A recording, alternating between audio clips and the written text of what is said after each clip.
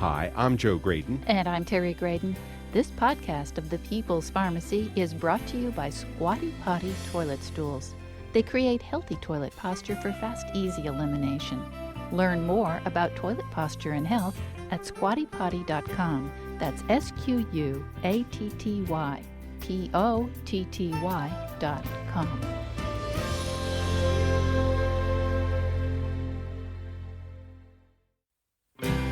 Have you eliminated foods with saturated fat from your diet? That's been the foundation for a heart-healthy diet for decades. Was it a mistake? This is the People's Pharmacy with Terry and Joe Graydon.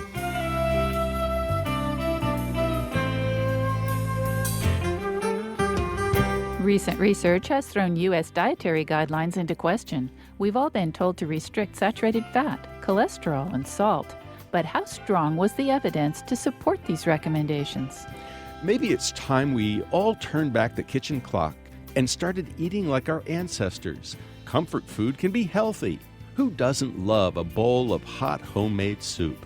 We'll learn about the benefits of broth, an old-fashioned remedy for the modern world. Coming up on the People's Pharmacy, Sally Fallon Morell talks about nourishing traditions. First, this news.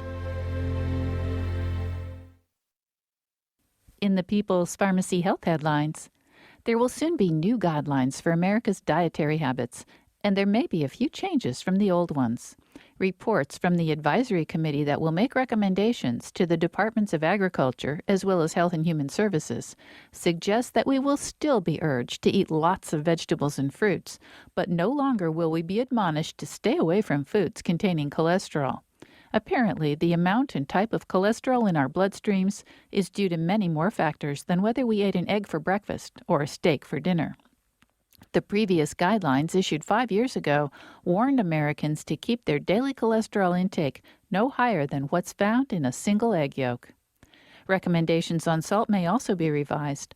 Although people with heart disease have been cautioned to keep sodium intake below 1,500 milligrams daily, the advisory committee is hinting that it may not support such a low level since it doesn't seem to be guided by scientific evidence. New cholesterol guidelines from the American College of Cardiology and the American Heart Association came out in 2013. Many cardiologists were shocked that specific LDL cholesterol targets were abandoned because there was no scientific evidence to support levels below 100 for everybody. But this week, new guidelines are being unveiled at the annual Cardiovascular Symposium Cardiology Update. The LDL target of 70 has reappeared, and 12 million more Americans could be prescribed cholesterol-lowering drugs to reach the goal. This about-face will put both physicians and patients in a quandary. Which guidelines should they be following to prevent heart disease? Pregnant women have long been warned to avoid eating fish high in mercury, such as tilefish, king mackerel, or swordfish. That's because methylmercury can interfere with nervous system development in the fetus.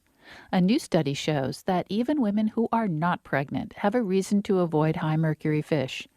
Based on data from more than 1,300 women in the National Health and Nutrition Examination Survey, the researchers identified mercury as an important factor in raising the risk of autoimmune disease, such as inflammatory bowel disease, lupus, multiple sclerosis, or rheumatoid arthritis. Women with higher body burdens of mercury had higher levels of autoantibodies.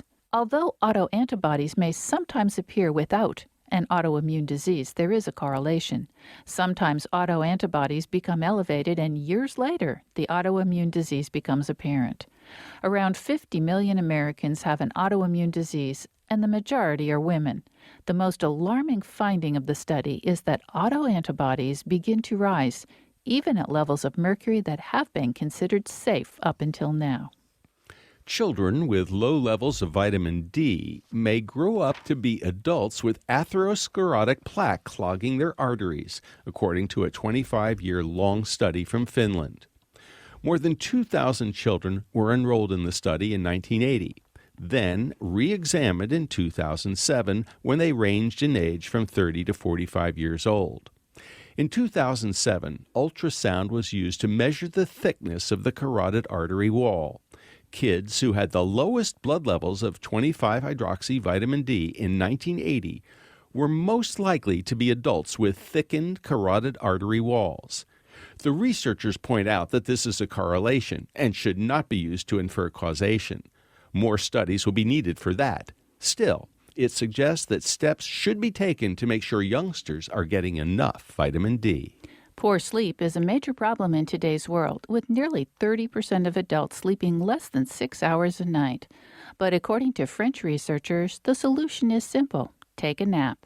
In a study of 11 healthy young men, napping appeared to ameliorate the impact of sleep deprivation. When the volunteers were limited to 2 hours of sleep in a night, a stress hormone called norepinephrine more than doubled. It increased the body's heart rate, blood sugar, and blood pressure. Immune system markers were depressed.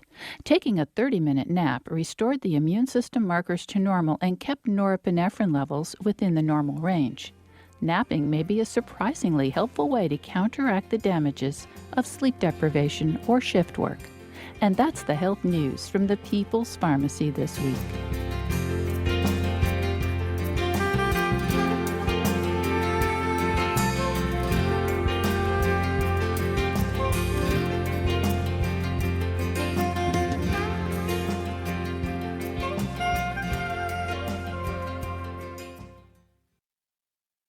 Welcome to the People's Pharmacy. I'm Terry Graydon. And I'm Joe Graydon. For decades, Americans have been told that saturated fat is dangerous. They've been warned to keep their consumption of butter, cheese, coconut, and other sources of saturated fat to less than 10% of calories. But a meta-analysis just published in the journal Open Heart shows that the dietary guidelines were not supported by scientific evidence. Another study just published in the Journal of Nutrition considered saturated fat intake and coronary events. 2,400 people who were at high risk were followed up for nearly 5 years.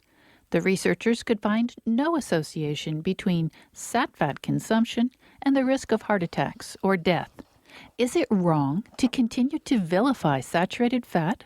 To help us answer that question, we turn to Sally Fallon Morell. She's co-author of the best-selling book Nourishing Traditions and president of the Weston A. Price Foundation. Her new book is Nourishing Broth, an old-fashioned remedy for the modern world.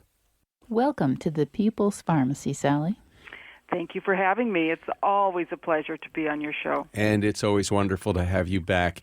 Sally, are you feeling vindicated? I mean, you know, when we had you on the last time, you talked about the diet dictocrats, and they must be licking their wounds right now because the traditional wisdom about salt, fat, carbs, and cholesterol has been turned upside down. Tell us about it.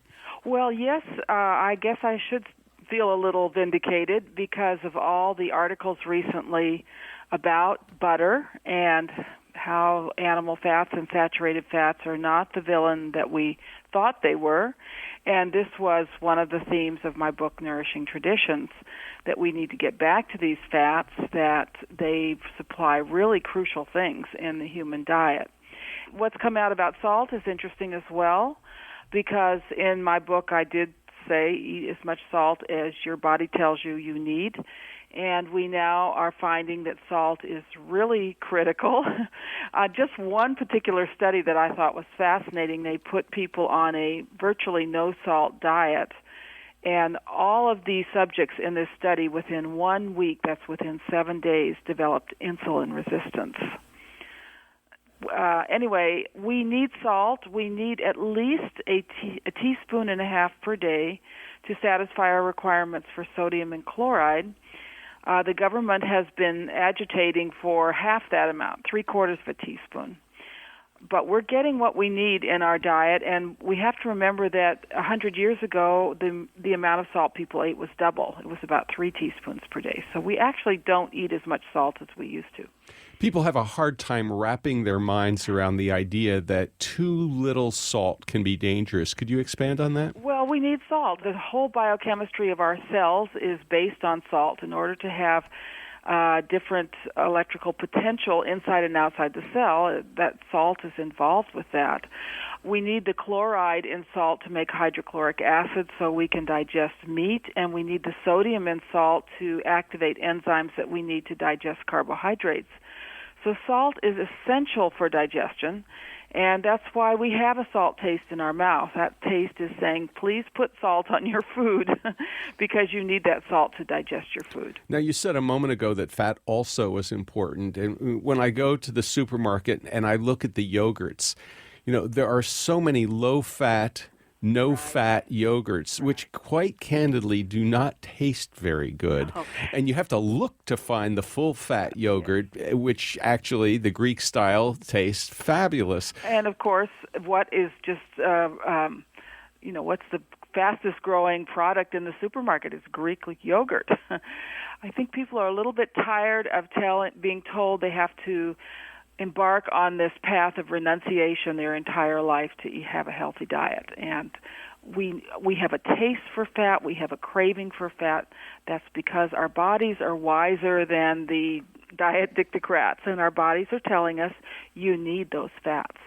Well, why do you need fat? Well, saturated fats play many roles in the body. First of all, every cell in our body is surrounded by a membrane that's made up of fat molecules, and at least 50% of those molecules need to be saturated for the cells to be stable, for them to work properly. Another place where we very much need saturated fats is in the lungs. The lung surfactants, which is the substance that helps the lungs work, needs to be made up of saturated fat molecules, or that doesn't work. The brain is very high in saturated fats. Again, in all of our cells and our organs, saturated fats provide stability, and that's what we need in our bodies. So if we're not eating enough saturated fat, the body is going to crave carbohydrates because we make saturated fats out of carbohydrates if we don't eat enough. But what we're missing when we make our saturated fats out of carbohydrates is all the good vitamins that come with the saturated animal fats. And these are vitamins A, D, and K, which again provide crucial roles in the body for everything from fighting against infection to making hormones. Another thing that you miss out on when you skip the saturated fat is the cholesterol. And of course, for years and years, the diet dictocrats told us, don't eat any cholesterol. It's bad for you. What's the new view? Well, actually, even Ansel Keys, who was promoting the low-fat diet, always said the cholesterol in your food makes no difference to the cholesterol levels in your blood. So again, cholesterol is found in those foods that also have saturated fat and these wonderful vitamins I've been talking about. For growing children, cholesterol is an essential nutrient because growing children can't make all the cholesterol they need, and they need a lot of it because they're forming their brains and their intestinal tracts, and these are the two places in the body where you need the most cholesterol. So I'm particularly concerned about this anti-cholesterol agenda being applied totally inappropriately to pregnant women, nursing mothers, and growing children. And of course, the public health authorities are very concerned, and rightly so, about the increasing rates of childhood obesity. So I think they are worried that children who eat too much fat will become fat. Well, and again, that view is not supported by the science. There was a study in Sweden that showed that when children were put on low-fat diets, they ended up fatter with greater insulin resistance and eating more sugar. And a recent study showed that children on low-fat milk ended up weighing more and being fatter than children who grew up on whole milk. It's almost as though if you say, I'm not going to give you fats to your body says, well, okay, and then I'll just make a bunch of fat and maybe overcompensate. Sounds like a sulky child. Yes, right. So what are we to make of this U-turn in so much of the research with regard to cholesterol, with regard to saturated fat, and especially with regard to cholesterol and salt? Because The organizations like the CDC and the American Heart Association and the American Diabetes Association are sort of circling the wagons and still maintaining that fat is the enemy, cholesterol is a problem, and we need to keep our sodium intake under 1,500 milligrams a day. I'm afraid, Joe, that we're not going to see any changes from these organizations. They might be licking their wounds a little bit, but as soon as a little bit of time passes, they come out again with the same agenda. And I've seen this pattern over and over again. It's really up to the individual consumer to educate himself or herself and realize that he or she has to make these decisions and we have to learn not to just believe authority because it's authority. Now, Sally, your Weston Price Foundation is a big proponent of eating like our grandparents did, or possibly our great-great-grandparents. Great-grandparents. There is another kind of popular trend, and people are talking about paleo diets. Right. Is your organization in favor of a paleo-type diet? There are a few points in common, but there are so many points that are different, and we actually have this right on the front of our website, differences between the Weston Price diet and the paleo diet. Now, my first concern about the paleo diet, it's lots and lots of protein, lots of lean meat, and they are always saying don't eat the fat on your meat. And now, there's many different paleo diets. There's, hundreds of books, and everyone has a little different spin on it. So some of the paleo people are saying, yes, you need to eat the fat and butter's okay. But the most prominent spokespeople for the paleo diet are saying lean meat, and it's just a high-protein, low-fat diet. And that's a very dangerous diet. It's a very depleting diet. And we have warned against that from our inception. We also are not against grains. Grains have been part of the human diet since Paleolithic times, but people were much more careful about how they prepared the grains. Grains are indeed very difficult to digest, and grains need to be prepared by soaking, souring, or the sourdough bread technique. These are effectively fermentation techniques that pre-digest the grains for us, and most traditional cultures prepared their grains that way before they ate them. So that's what we recommend. You're listening to Sally Fallon Morell, president of the Weston A. Price Foundation. Her new book is Nourishing Broth, an old-fashioned remedy for the modern world. You know, it's so fascinating, Terry. This week in the journal Open Heart, they say basically the dietary advice not merely needs review, it should not have been introduced. They're referring to that advice 3 decades ago to cut out the saturated fat. There just wasn't any scientific evidence to support that recommendation. And in the Journal of Nutrition for February 2015, there is a study from Norway, we mentioned earlier. They conclude dietary intake of saturated fatty acids was not associated with risk of future coronary outcomes among patients with established coronary artery disease. We need to take a short break. When we come back, we'll learn more about the benefits of traditional foodways. What about butter? What's the story on probiotics? We'll also find out about the benefits of soups and broths. You might be surprised to learn what Lewis and Clark thought about soup.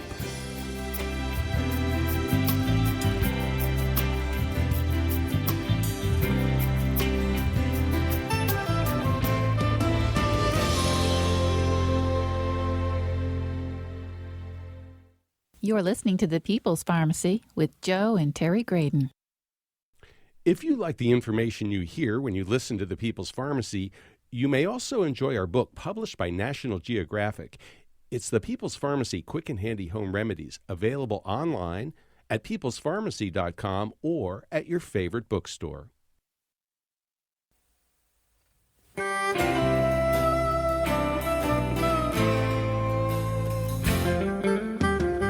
Welcome back to The People's Pharmacy. I'm Joe Graydon. And I'm Terry Graydon. The People's Pharmacy is made possible in part by Squatty Potty Toilet Step Stools, creating healthy toilet posture for fast, easy elimination.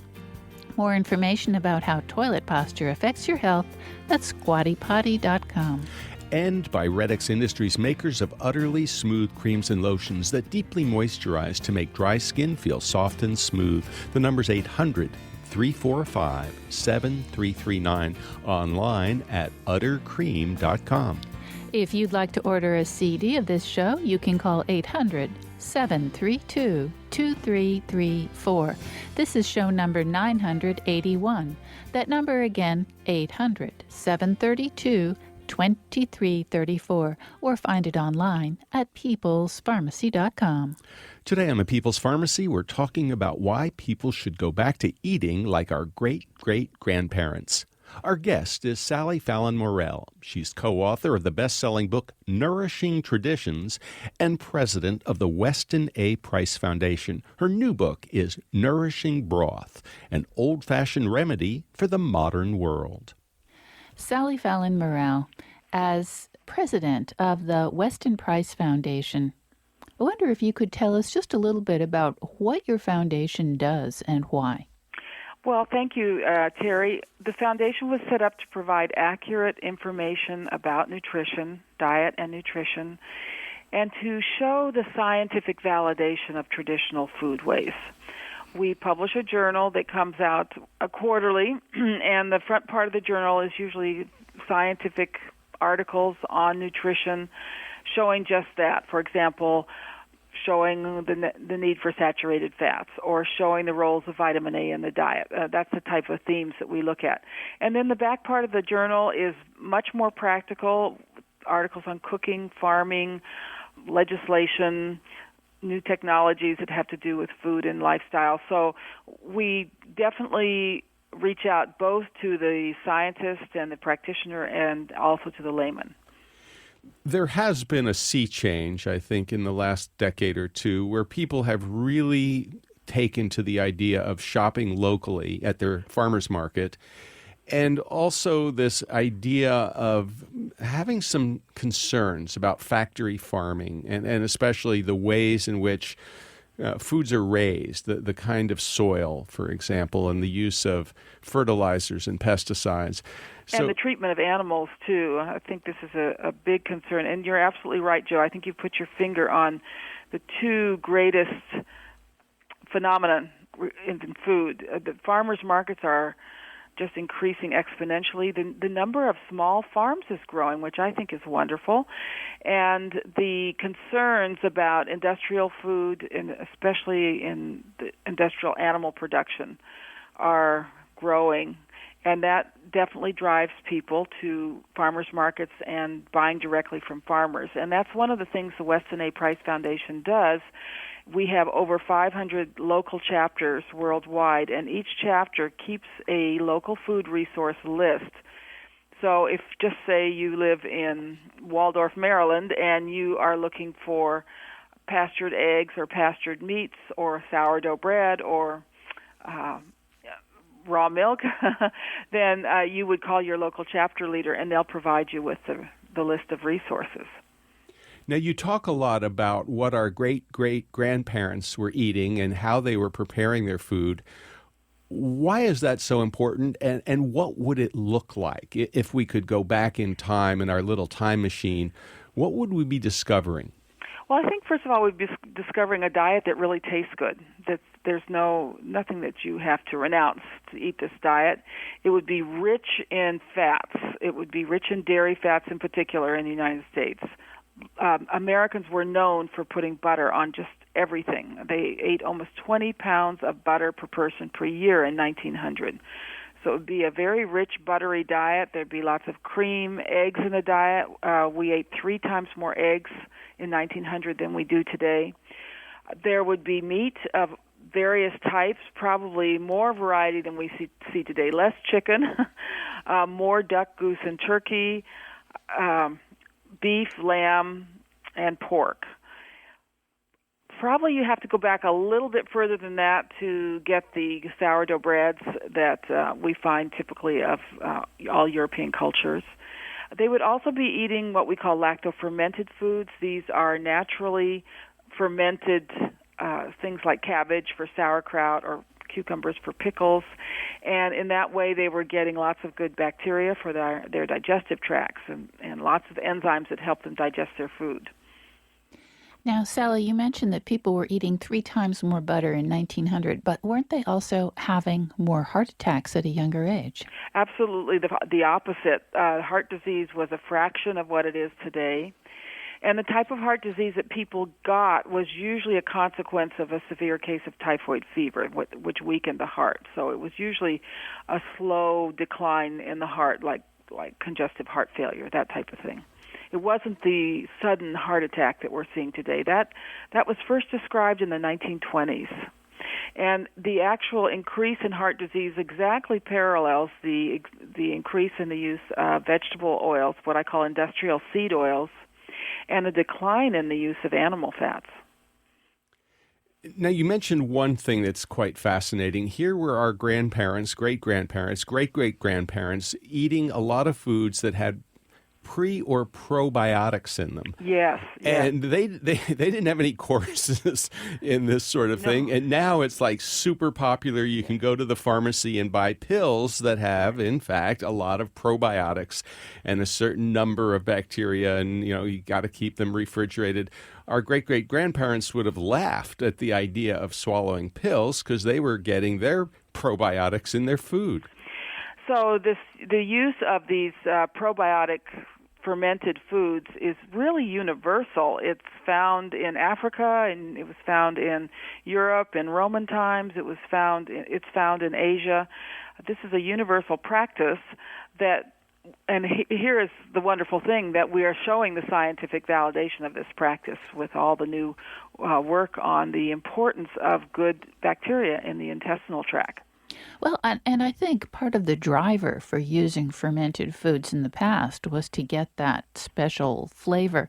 For example, the other evening, I made a steamed fish with black bean sauce. Now, this is a Chinese preparation, and those black beans have been fermented. So that gives them a very special flavor that you can't get from ordinary beans. That's exactly right. That you have these wonderful flavors, but actually the reason they did it was very practical, just to preserve these foods, because there was no refrigeration in those days. So you really only had salt and lactofermentation, and usually it was a combination of the two that was used to preserve the foods. Let's talk about another healing tradition, if we may, that goes way, way back. This is certainly something that my mother cherished, and that was soup and broth. Yes, chicken soup. And my mother really paid attention to her broth, because for her, that's what gave the soup the flavor. Exactly. Your new book, Nourishing Broth, an old-fashioned remedy for the modern world, really tells us the secrets of broth. Would you share that? Well, this has been so much fun to put this book together. I first started writing about this and talking about this in Nourishing Traditions, my older book, and the Weston A. Price Foundation has published a few articles on this. But what we wanted to do in this book was, first of all, show the science behind this tradition that broth is good for you. And then the back part of the book is a lot of different techniques and recipes for making broth, and some recipes based on broth, particularly a lot of sauce recipes. And it's just been absolutely fascinating. Of course, the one thing we think of when we make broth, we're making it with the bones, and they have the joints and the cartilage. So in the broth is a lot of the components of cartilage. And what I was amazed to learn in the research for this book was the fact that we have cartilage everywhere in our bodies. It's not just in our bones and joints. It's in our eyes, for example. There's cartilage in our eyes. There is a layer of cartilage that lines the intestinal tract, and this would explain one of the reasons that broth is so good for digestion. It's supplying the raw material to strengthen that cartilage. We have cartilage in all our organs. Our skin has a layer of cartilage just underneath the surface, and that having good, strong, well-nourished cartilage is what keeps our skin young and keeps us from having wrinkles. So explain to us, if you will please, the science that suggests that consuming soup that's rich in cartilage will actually make any difference for our own cartilage. I have to say there's very little science that's been done on the broth itself, but there is quite a bit of science that has been carried out on the cartilage. And there were doctors who did a lot of research on especially bovine cartilage, beef cartilage, and that's what's in this book, showing that this was very, very helpful for wound healing, for sports, prevention of injuries and recovery from injuries, for treating pain of arthritis, and actually basically treating arthritis, for preventing problems with the joints. So we do have a lot of science on the components of broth. What about the history of soup? I mean, certainly my mother loved chicken soup and had a fabulous recipe, but it also goes back to China because China loves chicken soup. So tell us about the history of soup and broth. Well, it goes back to, the mists of time, really. Just to give you an example, the American Indians made broth.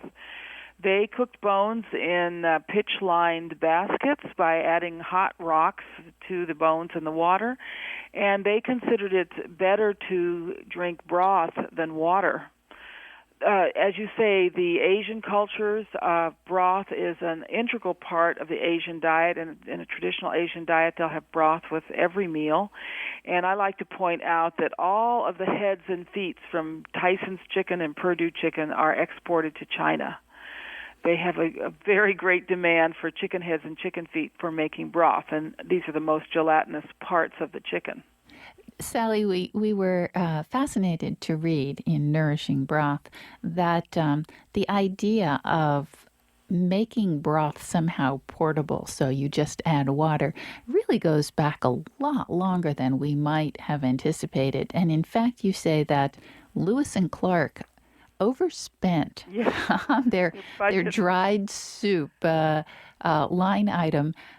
Why, and what was that like? Well, the way they made this portable soup was they would make broth, and then they would boil it until you ended up with a jelly that actually didn't need refrigeration. And they put this in little cans, not the kind of cans we have today. They were more like pill jars, a bit larger, and they spent $132 on portable soup, which was a lot of money in those days. And they took it with them, and for the very reason that they believed that this was good for them, that it would help prevent disease and provide something nourishing all through their trip. And, of course, they would hunt animals, and then they would chop up the meat and make this soup with the portable soup by adding water. Just add water. Now, we do have some just add water approaches. There are, in fact, bouillon cubes that you can buy. I'm curious about your thoughts about them because they often contain a lot of chemicals, including something called monosodium glutamate. Yes. Well, this idea of bouillon cubes goes back a number of years. The French, the Europeans, came up again with ways of making broth portable, and they would just boil down the broth until they had these. They would just cut it into cubes. So originally, these bouillon cubes were healthy broth, but of course, we've pretty much figured out how to refine and ruin everything with food processing, and what you get today in a bouillon cube probably doesn't contain any broth at all. It's usually a number of chemicals, and it's flavored with MSG, which is something that gives a lot of problems to people. Tell us a little bit more about that. What's the trouble with MSG?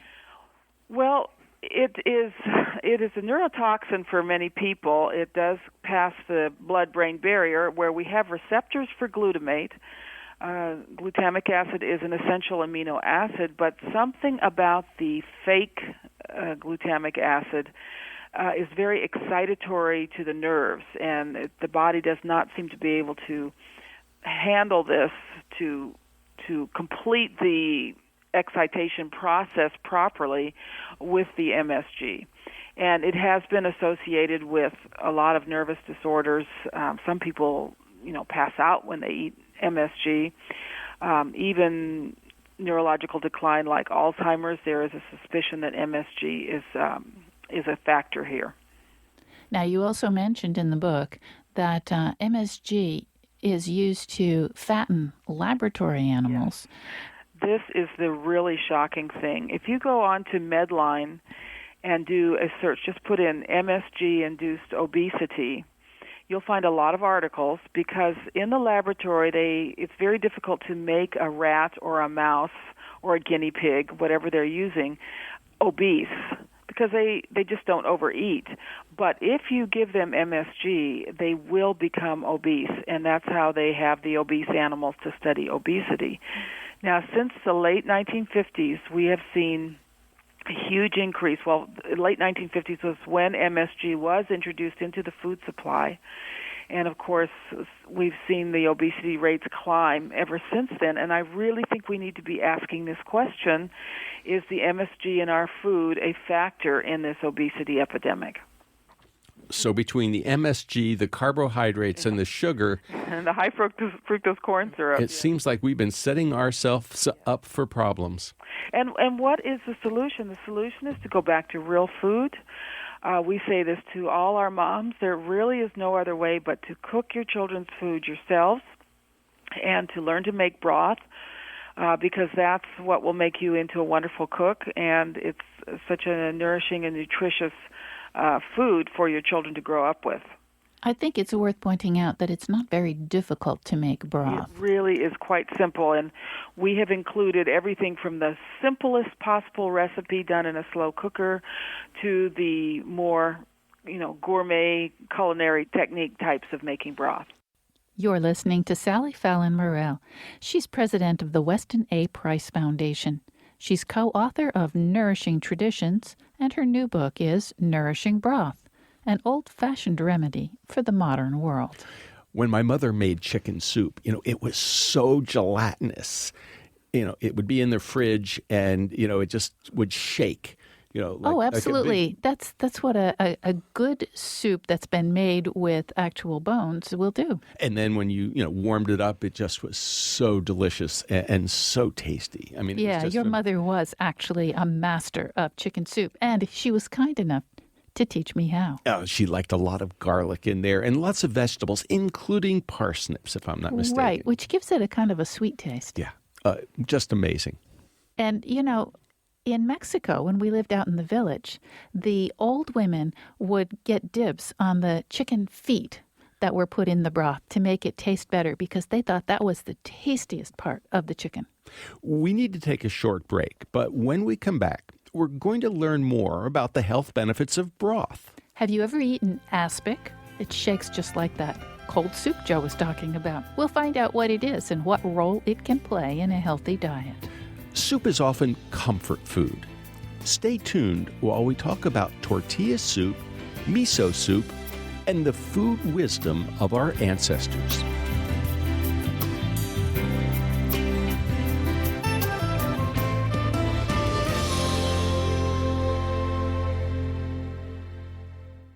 You're listening to The People's Pharmacy with Joe and Terry Graydon. If you value the health information you get when you listen to The People's Pharmacy, consider subscribing to our email newsletter. You'll get the latest health news and information on upcoming podcasts delivered to your inbox twice a week. Look for the link at peoplespharmacy.com.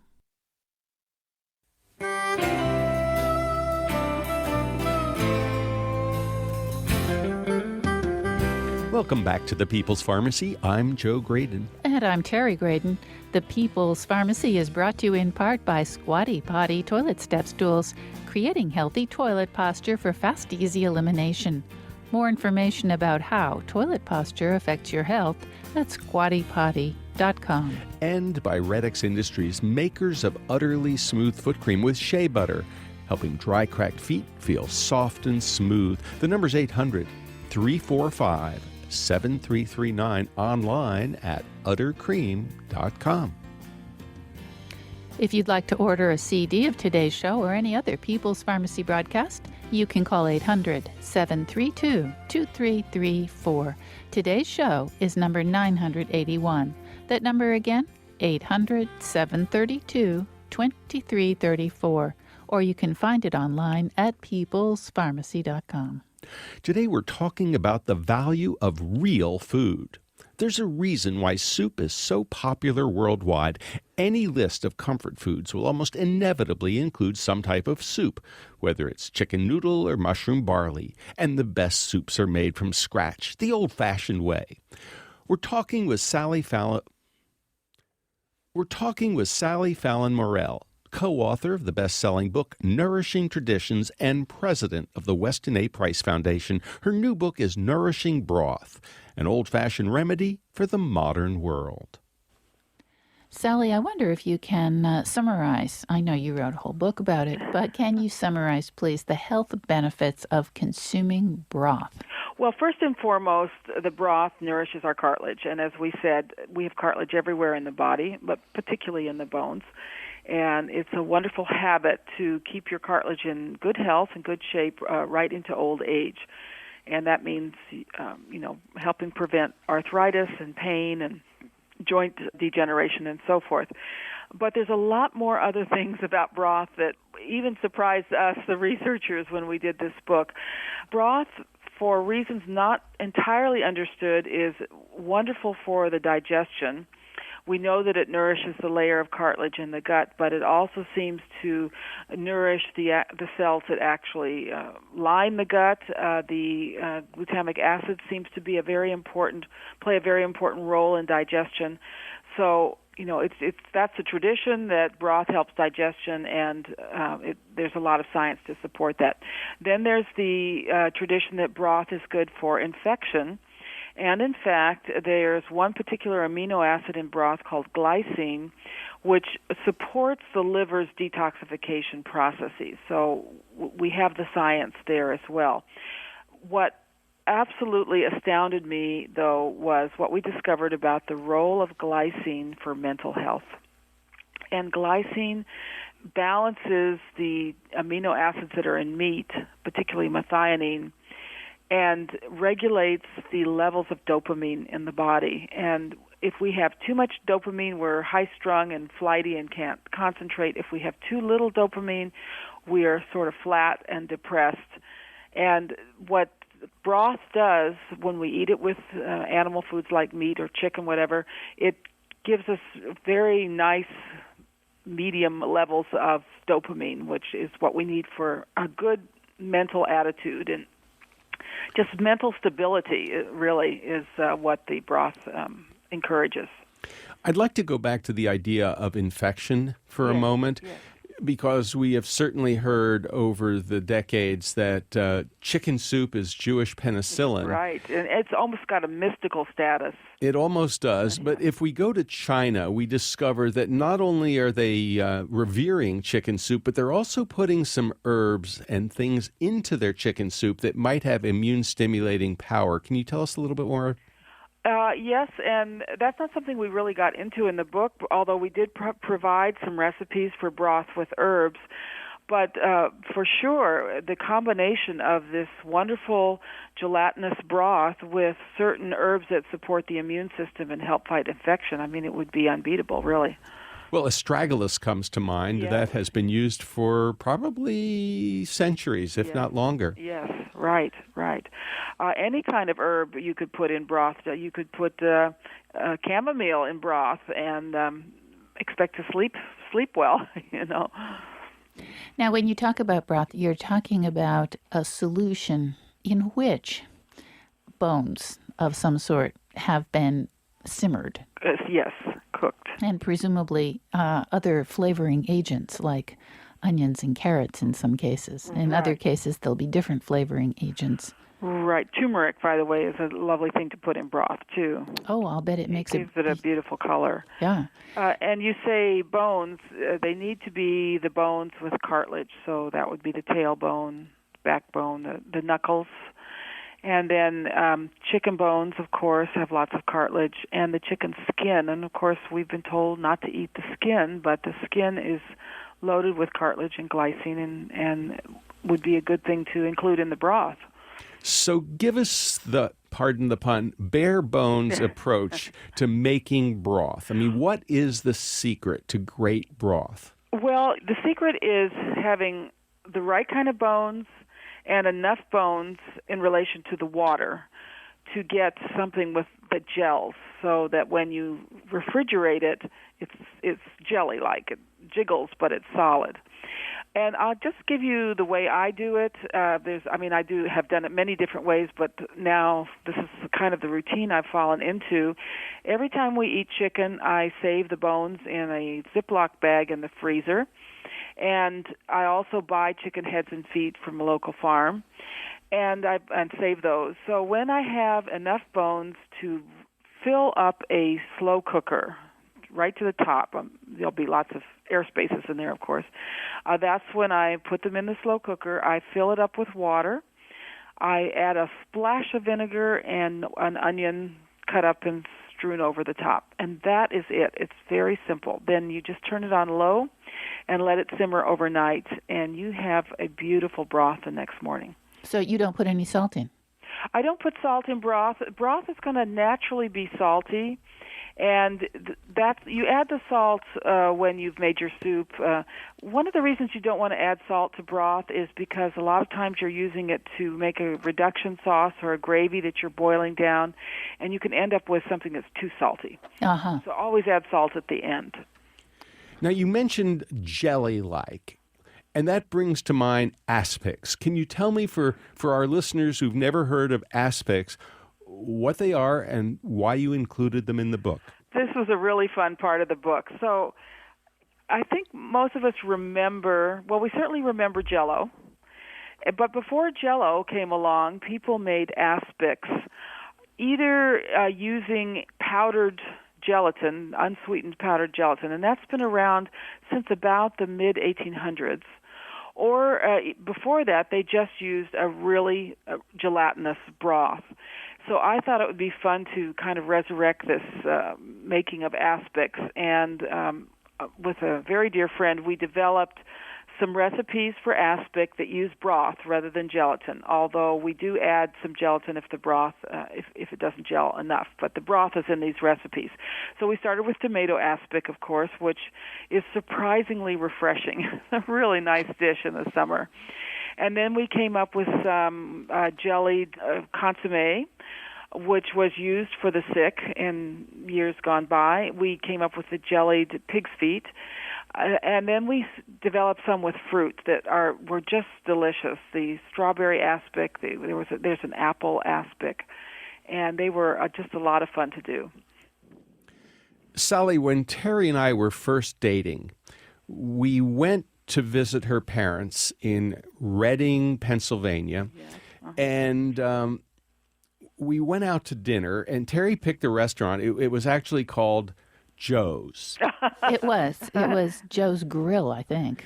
And this was a restaurant that was renowned for mushrooms in just about everything. And they were often collected wild in the fields around the restaurant.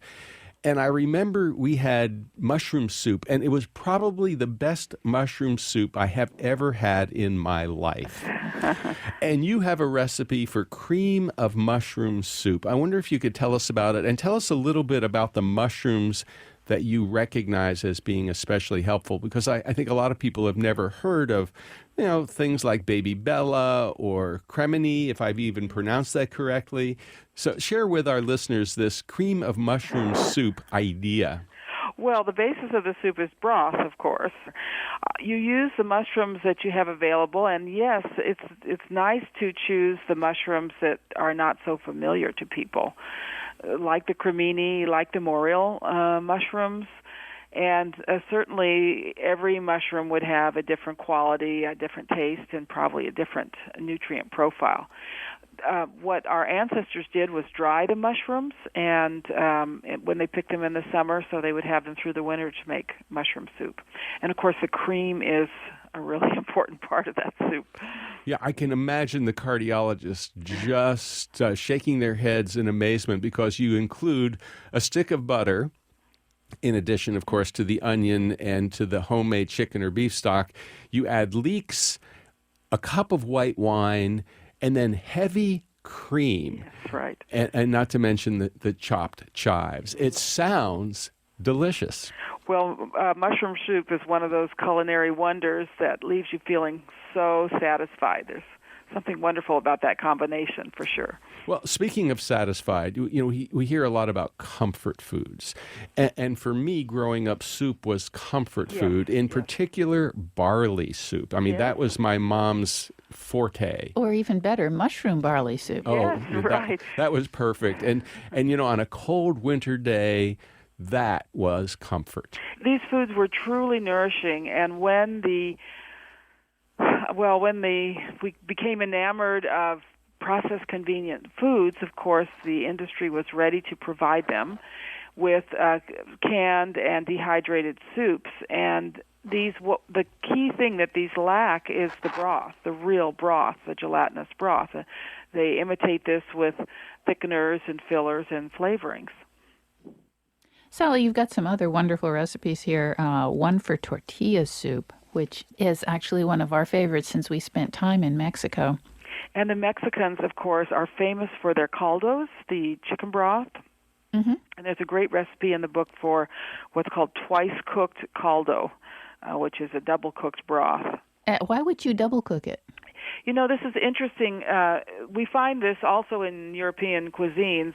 First, they'd make the broth with the bones, and then they would cook it again, possibly with more bones, but then usually with some meat to give it the flavor of the meat. Aha. Mm-hmm. Well, I can tell you that there were plenty of chicken feet and heads in the chicken broth that was made in the households where we were hanging out in Mexico. Is that right? I love to hear that. Oh, yes, definitely. Because to buy your chicken, you buy the whole chicken. And same in France. You buy the chicken with the feet and the head. Mm-hmm. Yeah. And you don't let those things go to waste. No, they were recognized as making the best soup. Now, I do have another question for you, and that is that you have a recipe for vegetable soup, which is made on a meat-based broth. Is there a way for vegetarians to get some of the benefits that you have been talking about? Well, I don't think so. You're not going to get any of these components of cartilage in a vegetable broth. I mean, there'll be some minerals and there'll be some good things, but the components of cartilage, the high levels of glycine, are not going to be in a vegetable broth. So for the vegetarians, I would probably recommend a fish broth. Uh-huh. And fish broth, it's interesting, the cartilage in fish dissolves much more quickly than the cartilage in chicken or beef, and you only have to cook you cook the carcass of the fish, and it's only about half an hour is all you need. Or if you're Japanese, you use dried bonito flakes. Yes, and that recipe's in there as well. Well, I'm especially interested in miso soup. Mm-hmm. Our kids love miso soup, and I have come to really like it myself. So how do you make an authentic miso soup? I've done it a few times. Talk about satisfying. It's like drinking liquid gold. You make a fish stock. If you're a purist, you would actually clarify that fish stock to get the particulates out of it so it's clear. And then you add your miso, and you want a really good, naturally made miso. And that gives it this wonderful flavor.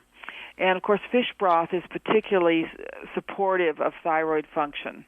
And the Asians really value their fish broth. Now, we're talking about miso, but what is miso? Well, miso is a fermented soy product, so long fermented and consumed in small amounts as a flavoring, which is the way we should be eating soy. Now, you also add a thinly sliced onion and green cabbage. Yes, and that gives it some crunch and texture. They are not cooked too long, so that you still have that crispiness. In summing up for us, Sally, what have we lost over the last couple of decades when it comes to factory farming and our supermarkets, and what would you like to see people evolving to as we go forward? We have lost our health. I would say that's what we've lost. So many of the components, broth is one, but the animal fats, the grass-fed animal fats, the lacto-fermented foods, the way we prepared our grains, all of these things have faded, and as they have, we've seen this exponential increase in diseases, especially afflicting our children. And I've never said we shouldn't have medicine and doctors and all of these modalities. I think we always will need them, but they're not going to work unless we build them on a base of good traditional foods. How do we recapture the wisdom of our great-great-grandparents when it comes to food? Well, I think we learn about it, and then we do it. And there's plenty of books out there, not just my own. The Weston A. Price Foundation provides lots of information and lots of help.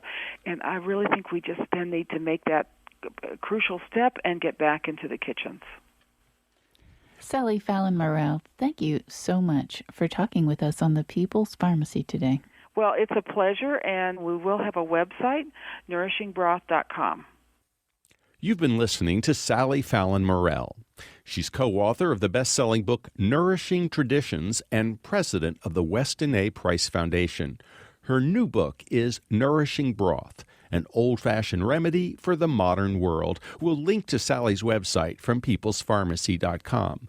And when you go to today's show on our website, you'll find links to the journal Open Heart that discusses the whole issue of dietary advice, that it needs to be reviewed, and that what was recommended 30 years ago was not based on scientific evidence. We'll also have a link to the article in the Journal of Nutrition, the Norwegian research showing that dietary intake of saturated fat is not associated with the risk of heart attacks or death, even in patients who already have heart disease. Thank you so much for listening to The People's Pharmacy. Lynn Siegel produced today's show. Al Wodarski engineers the program. Dave Graydon edits our interviews. The People's Pharmacy is produced at the studios of North Carolina Public Radio, WUNC. The People's Pharmacy theme music is by B.J. Liederman.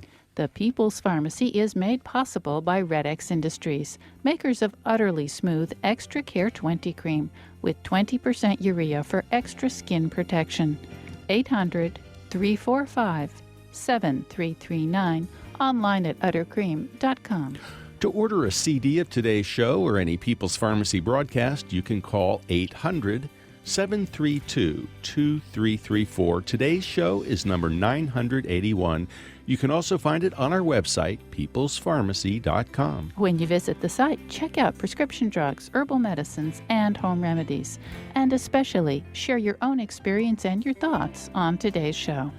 When you go to the website, you can sign up for our free online newsletter or the free podcast of the show. You'll never miss another People's Pharmacy program again, and you can also share it with a friend. It's all there at peoplespharmacy.com. In Durham, North Carolina, I'm Joe Graydon. And I'm Terry Graydon. Thank you so much for listening to today's show, and please do join us again next week.